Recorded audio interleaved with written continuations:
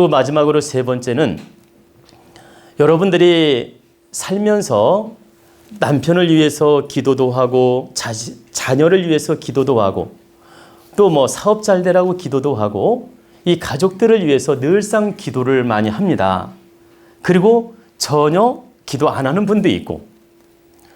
근데 여기서 말씀드리고자 하는 것은 우리는 어릴 때는 성장시키고 영양소를 채워주고 공부시켜주고 이런 방법으로 잘 성장하게 도와주고 또 성장해서는 그 인생을 잘 펼쳐나가게끔 도와주고 또 인생을 펼쳐나갈 영역을 갖게 되면 우리는 간섭하는 게 아니고 집착하는 게 아니고 늘상 내가 덕행을 해서 내가 마음을 바르게 갖고 내가 정말 참다운 인생을 열어가면서 마음 공부하면서 많은 사람을 이롭게 하면서 덕을 쌓으면서 이 자손들을 이롭게 하는 마음을 가져야 돼요.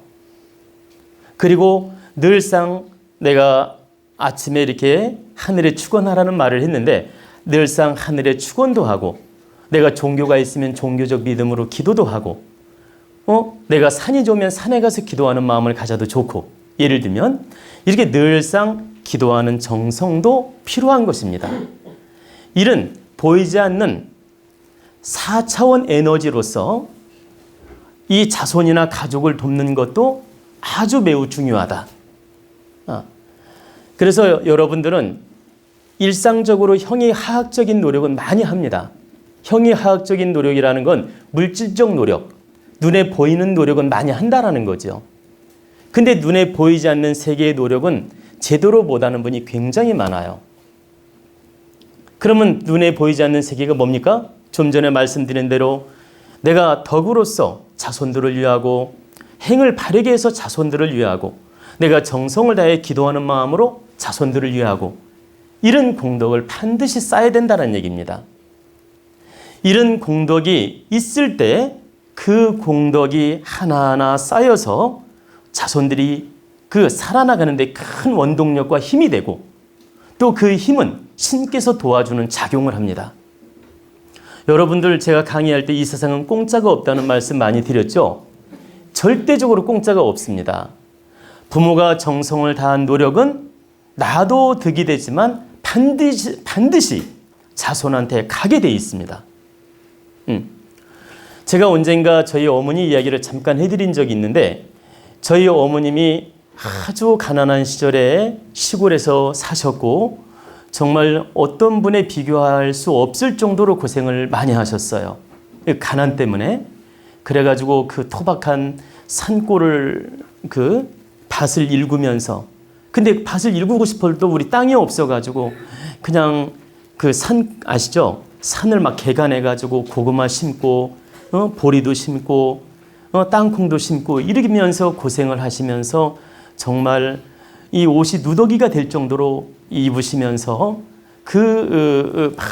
많이 고생하시면서 우리 어머니가 보내셨어요.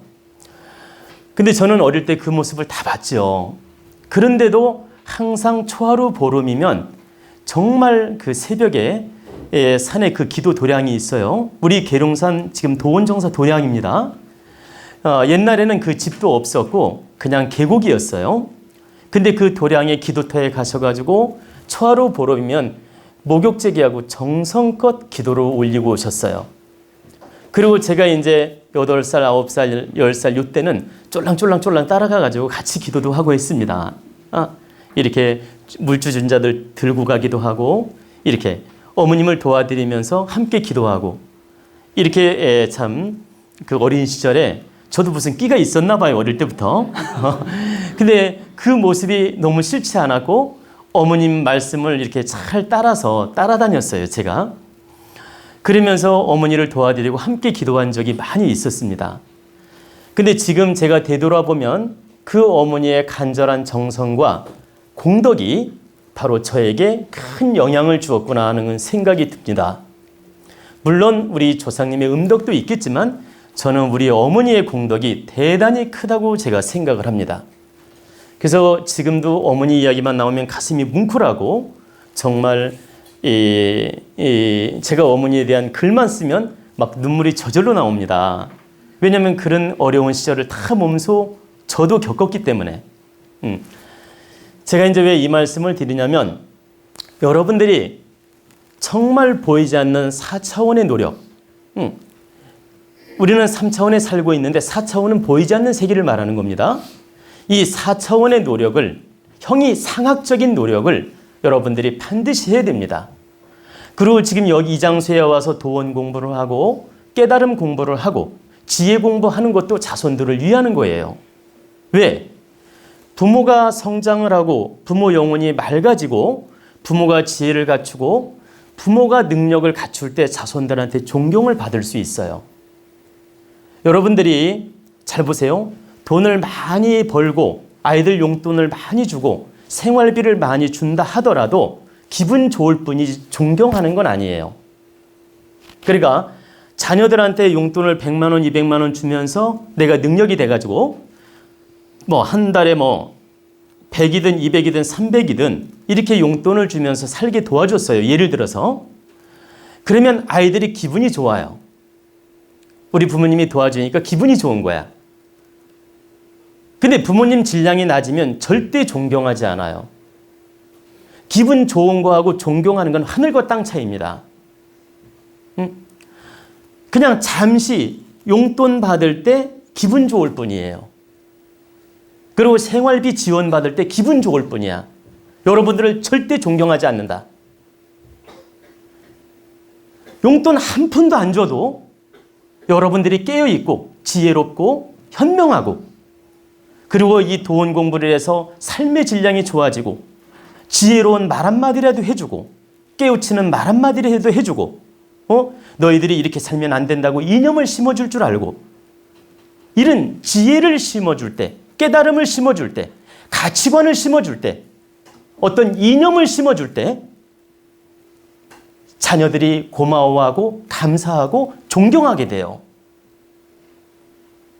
그러면 여러분들이 존경받는 부모가 돼야 죽어서도 영혼 해탈이 이루어지고 천상계에 가서도 좋은 반열에 오르게 됩니다. 근데 여러분들이 돈만 많이 벌어가지고 아이들한테 재산 물려주고 돈 물려주고 보세요. 땅 물려주고 이런 식으로 해가지고 기분 좋게 만들어주고 갔어요. 여러분들 천상에 가서 하나도 이렇게 즐겁지 않아요. 왜? 아이들이 부모를 하나도 존경하지 않고 보람있게 생각 안 하기 때문이에요. 오히려 나한테 재산 조금 줬다고 원망하거나 질투하거나 시기하거나 때로는 제사에 오지도 않습니다. 이런 현상이 나타나게 돼요. 그리고 돌아가신 다음에도 감사하게 여기는 게 아니라 그 돈 때문에 한미치게 부모를 생각하는 경우도 있다. 얼마나 슬픈 일이에요. 근데 여러분들이 진실로 영혼이 깨어있고 정말 공부를 해가지고 아이들한테 존경받는 부모가 되면 아이들은 거룩하게 살게 돼요. 그리고 아이들 인생이 스스로 열리게 됩니다. 왜? 바른 부모 밑에서는 바른 자식이 나오게 돼 있거든. 그리고 부모는 거기서 보람을 느끼게 되고 행복감을 느끼게 돼요. 그리고 나중에 내가 천상세계에 갈 때도 내 할 일을 바르게 하고 가기 때문에 반열이 달라집니다. 저 밑바닥이 하천계로 떨어지지 않아요. 상천계로 간다는 얘기입니다. 그래서 여러분 인생은 여러분들의 것이고 여러분들이 책임지고 존경받게 노력을 해야 된다 이 뜻입니다.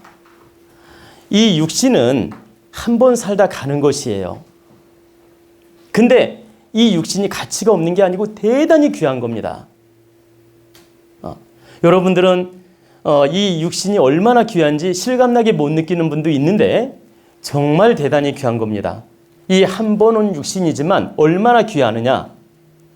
이 육신이 있음으로써 내 영혼이 이 육신에 깃들 수가 있고 이 육신이 있음으로써 내 전생의 업도 벗을 수 있고 현세의 업도 벗을 수 있고 내가 거룩하게 살다가 후생을 좋게 만들어낼 수 있습니다. 이 육신이 없다면 그게 불가능해요.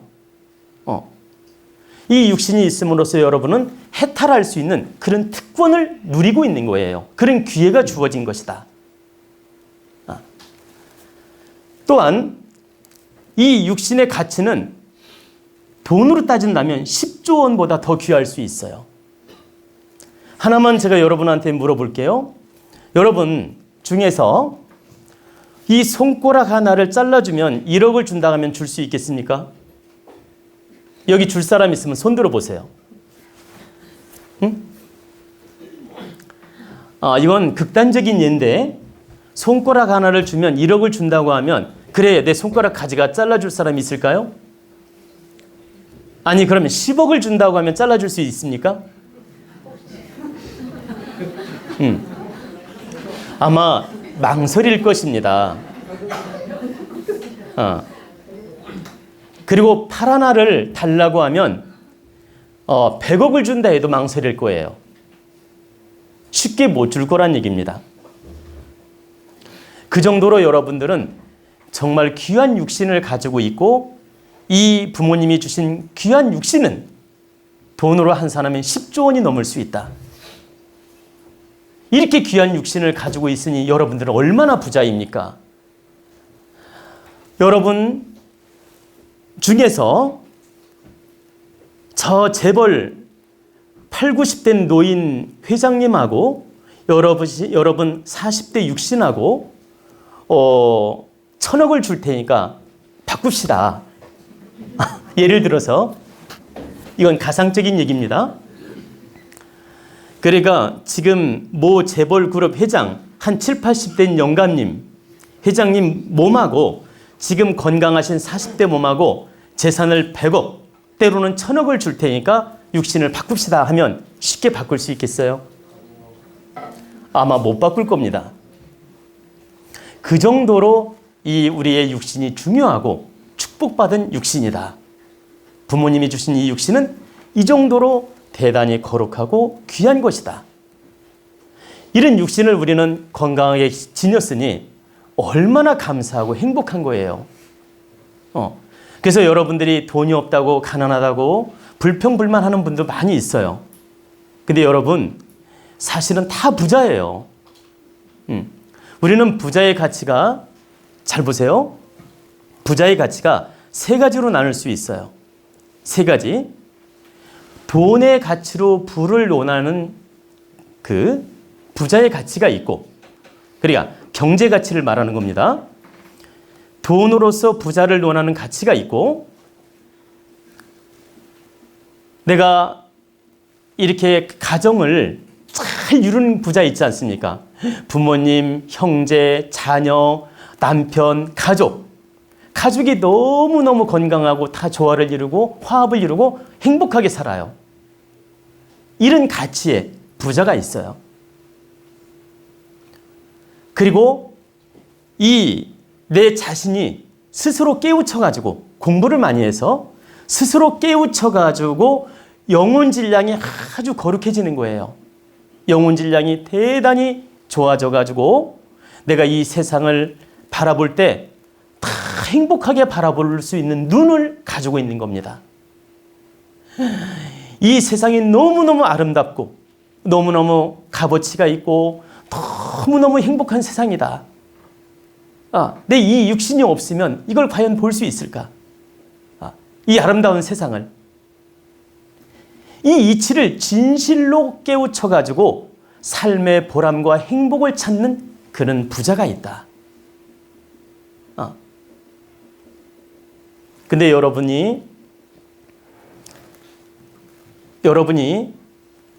물질로서는 비록 부자를 못 이루더라도 또 가족은 내 맘대로 되는 게 아니니까 가족 부자는 못 이루더라도 내 영혼 부자는 내 학위에 달려있다. 내가 깨우치기에 달려있고 내가 얼마만큼 질량이 좋은 영혼으로 거듭나느냐에 따라서 이 부자는 달라진다. 그래서 돈이 몇 천억 가지고도 영혼이 가난해가지고 찌질하게 사는 사람이 있고 돈 10억만 있어도 아주 1,000억 가진 사람보다 더 행복하게 사는 사람이 있어요. 아니 1억만 있어도 저 100억 가진 사람보다 더 행복하게 사는 사람이 있어요. 바로 그게 영혼 질량 차이 때문에 그런 현상이 나타나는 것입니다. 그래서 여러분은 진심으로 자신을 바르게 알고 깨우치게 되면 이 존재 가치를 알게 돼요. 이 존재 가치는 10조 원보다 더 귀하다. 이걸 깨우치는 순간 나는 진짜 부자가 된다. 그래서 내 스스로 부자가 되는 것은 내가 깨우치면 스스로 부자가 된다. 육신에 감사하고 이 세상을 볼 수 있어 감사하고 내가 업을 씻을 수 있어 감사하고 주변에 행복을 줄 수 있어 감사하고 부모 형제를 내가 느낄 수 있어 감사하고 이 세상을 도울 수 있어 감사하고 이 국민의 한 사람으로서 만인을 내가 바라보면서 공부할 수 있어 감사하고 이 존재 가치는 돈으로 따질 수가 없는 거예요. 그래서 이 존재 가치는 내 스스로 만들어가는 것이며 수백억, 수천억에도 바꿀 수 없는 존재 가치다. 그래서 오늘 여러분들이 진심으로 바르게 깨우쳐서 이 존재 가치를 느끼고 진짜 얼마나 우리가 부자인지 스스로 한번 느껴보시고 앞으로 이 부자의 마음으로 인생을 열어가시라는 뜻입니다. 아시겠죠?